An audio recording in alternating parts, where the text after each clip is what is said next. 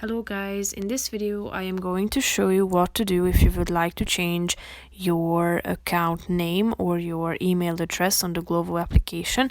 But first I just want to mention, don't forget to subscribe to my channel, because at 10,000 subscribers I am going to show you my whole YouTube revenue statistics and growth strategy, how to make money online. So let's jump into it. First of all, open the application on your phone. Then you should tap on the profile icon in the upper left corner of the screen.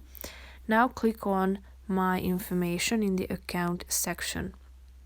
Now if you would like to change your username, all you have to do is clicking on the current one.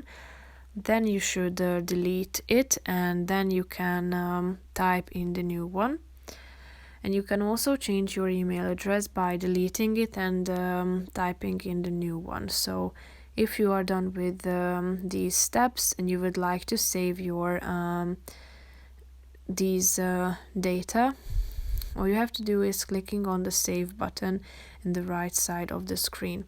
So now, as you can see, these details have been updated. So that's pretty much it for this video. I hope you found it helpful.